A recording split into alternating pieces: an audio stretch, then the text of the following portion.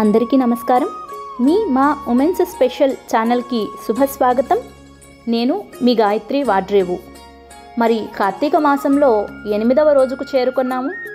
8వ రోజు మనము ఏ వస్తువులను దానం ఇవ్వవచ్చు, ఏ దైవాన్ని పూజించాలి, ఏ మంత్రాన్ని పఠించాలి, ఏ వస్తువులను మనము ఈరోజు తినకుండా ఉండడం మనకి మంచిది, ఈ నియమాలను పాటించడం ద్వారా మనకు కలిగే శుభ ఫలితాలు ఏమిటి అనే విషయాలను క్లుప్తంగా తెలుసుకొని మనము 8వ రోజు అధ్యాయము పారాయణ చేద్దాము. మరి ఈరోజు మనము ఇవ్వవలసిన దానము మనకు స్తోమత ఉన్నంతలో ఏ వస్తువును ఈరోజు దానముగా బ్రాహ్మణోత్తములకు దానము ఇచ్చినా కూడా అది విశేష ఫలితాన్నే కలుగచేస్తుంది. అలాగే ఈరోజు మనం పూజించవలసిన దైవము దుర్గాదేవి. దుర్గాదేవిని ఈరోజు ఓం చాముండాయై విచ్చే స్వాహ, ఓం చాముండాయై విచ్చే స్వాహ ఈ మంత్రంతో వీలైనన్నిసార్లు మనసులో మనము మననం చేసుకోవడం ద్వారా అమ్మవారి యొక్క కృపకు మనము పాత్రులమవుతాము. అలాగే ఈరోజు తినకుండా ఆచరించవలసిన నియమము ఆహార పదార్థాలు ఉల్లి మరియు ఉసిరి. ఈ ఆహార పదార్థాలని మనము తినకుండా ఉండడం ద్వారా ఉత్తమ ఫలితాలని మనము పొందవచ్చు. ఈ నియమాలను పాటించడం ద్వారా మనకు ధైర్యము మరియు విజయము అనేవి సిద్ధిస్తాయి. మరి ఆలస్యం చేయకుండా 8వ రోజు కార్తీక పురాణంలోని కార్తీక మహత్యాన్ని తెలిపేటటువంటి అధ్యాయం గురించి మనము తెలుసుకునే ప్రయత్నం చేద్దాము. వశిష్ఠ మహామునితో జనక మహారాజు తనకు కలిగినటువంటి ప్రశ్నల గురించి ఈ విధంగా అడుగుతున్నాడట. వశిష్ఠ మునీంద్ర, నా మనసులో ఒక పెద్ద సందేహం ఉన్నది, దానిని తీర్చగలరు. మీరు ధర్మ సూక్ష్మములు చెప్పారు, మహాపాతకములు కూడా చెప్పారు. పాపాత్ములు, వర్ణశంకరాది అనాచారపరులు వేదోక్త ప్రాయశ్చిత్తములచే పవిత్రులగుదురు. మరియు మహాపాపములు చేసిన వారు కూడా చిన్న చిన్న పుణ్యకార్యములచే ముక్తి పొందుట ఎట్లు సంభవించును? మహాపాపములు చేసి ప్రాయశ్చిత్తములతో పవిత్రులు కారన్న జనులు కూడా అదృష్టవశాత్తు దొరికిన కార్తీక దీపదానము వంటి సులభోపాయములచే ఎట్లు వైకుంఠముకు పోవుదురు అని అడుగుతున్నారట.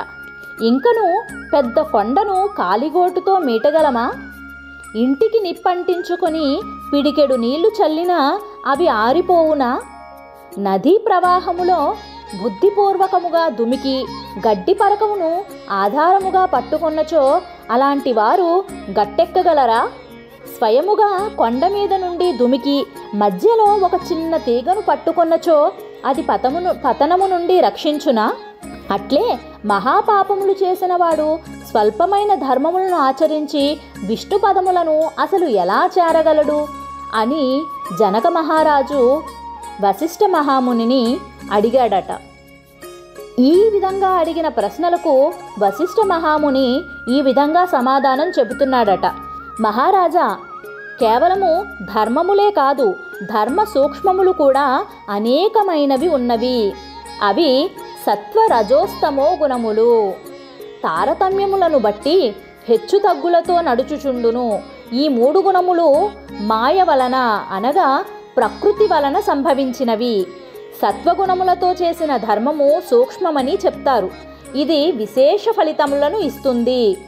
రజోగుణములతో చేసిన ధర్మము పునర్జన్మములను కలిగించును. తమో గుణములతో చేసినది నిష్ఫలమగును. అందుచేత సత్వగుణములతో అనగా తాత్కాలిక భక్తి భావనతో చేసినది ధర్మ సూక్ష్మము అనబడుతుంది.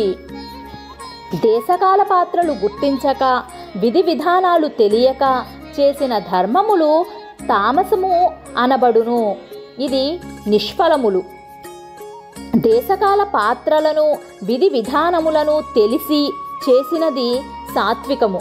ఇది అక్షయమైనటువంటి ఫలితాన్ని ఇస్తుంది. పెద్ద కట్టెల రాశిలో చిన్న నిప్పురవ్వ పడినచో కట్టెలన్నీ కాలిపోవును కదా. చీకటి వ్యాపించిన ఇంటిలో చిన్న దీపము వెలుగునిచ్చుతుంది కదా.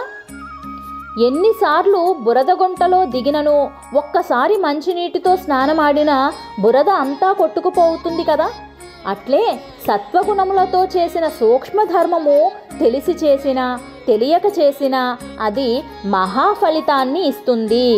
అటువంటిదే నామ సంకీర్తన కూడా. జ్ఞానముతో కానీ అజ్ఞానముతో కానీ విష్ణునామ సంకీర్తనము చేసినచో అది అగ్ని వెదురు పొదలను దహించునట్లు పాపములను దహిస్తుంది. దీనికి నిదర్శనముగా ఒక కథ ఉన్నది, అది నీకు వివరిస్తాను వినుము అని మహాముని వశిష్ఠుడు జనక మహారాజుతో అజామిలుని యొక్క కథ గురించి ఈ విధముగా తెలియచేస్తున్నాడట. పూర్వము కన్యాకుబ్జములో దేవశాస్త్ర పారంగతుడైన బ్రాహ్మణుడు ఒకడున్నాడు. అతడు మహాభక్తుడు. అతని భార్య మహాపతివ్రత. వారికి ఒక్కగానొక్క కొడుకు. ఆయన ఆ అజామిలుడు దురాచారుడై దాసీ సంపర్కమునందు ఆసక్తి కలిగి పరహింసాపరుడై ఉన్నాడు. తల్లిదండ్రులను విడిచి మోహావేశముతో దాసి వెంపట తిరుగుతూ ఉండేవాడు. తాగుచూ తినుచూ ఆమెతో రమించుచూ ఉండేవాడు. వేదశాస్త్ర ఆచారములను పూర్తిగా పరిత్యజించాడు. వారిని అనగా ఈ అజామిలుని బంధువులందరూ కూడా వెళ్ళగొట్టారు. దానితో అడవికి పోయి పశుపక్షాదులను మృగాలను వేటాడుచూ ఆ మాంసమును తినుచూ కాలము గడుపుచూ ఉన్నాడు. ఒకనాడు ఆ దాసి తాడి చెట్టు మీదకు కళ్ళుకుండను చూచి దానిని త్రాగుదామనే ఆశతో చెట్టెక్కి జారి కింద పడి మరణించింది. అజామిలుడు దానికోసము కొంతసేపు ఏడ్చి చివరికి పర్వత గుహలో పారవేసి ఇంటికి వచ్చెను. ఆ దాసికి మొదటి మగని వలన పుట్టిన ఒక కూతురు ఉన్నది. ఆమె ఇప్పుడు నవ యవ్వనవతి అయ్యెను. అజామిలుడు దానిని చూసి కామాతురుడై పట్టుకొని రమించాడు. అప్పటి నుండి దానితో సంసారము చేయుచు పిల్లలను కనెను. వారందరూ చనిపోయారు. చివరికొక కొడుకు పుట్టినాడు. ఆ కొడుకుకు అజామిలుడు నారాయణుడు అని పేరు పెట్టినాడు. చాలా గారముగా చూసుకొనుచుండెడివాడు. నిత్యము వానిని నారాయణ నారాయణ అని పిలుచుచు వానితోనే గడుపుతూ ఉండేడివాడు. చివరికి అజామిలునికి మరణకాలము సంభవించినది.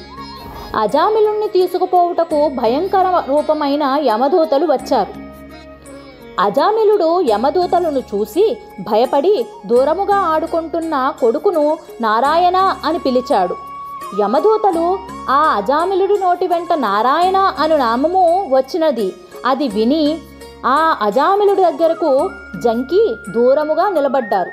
అంతలో అక్కడికి విష్ణుదూతలు వచ్చారు. వారు విష్ణుమూర్తి వలనే శంకుచక్రములు కిరీటములు పీతాంబరములు వనమూలికలు భూషణములు ధరించి ఉన్నారు. వారిని చూసి యమదూతలు మీరెవరు? దేవతలా సిద్ధులా కిన్నెరలా దయచేసి చెప్పండి అని అడిగారు. వారిని విష్ణుదూతలు లెక్క చేయక అజామిలుని దివ్య విమానం ఎక్కించుకొని వెళ్ళిపోవుచు యమదూతలతో ఈ విధంగా పలికారు. ఇది 8వ అధ్యాయము సంపూర్ణము. మా వీడియో మీకు నచ్చినట్లయితే దయచేసి మా ఛానల్ని సబ్స్క్రైబ్ చేయండి, లైక్ చేయండి, షేర్ చేయండి. ధన్యవాదములు.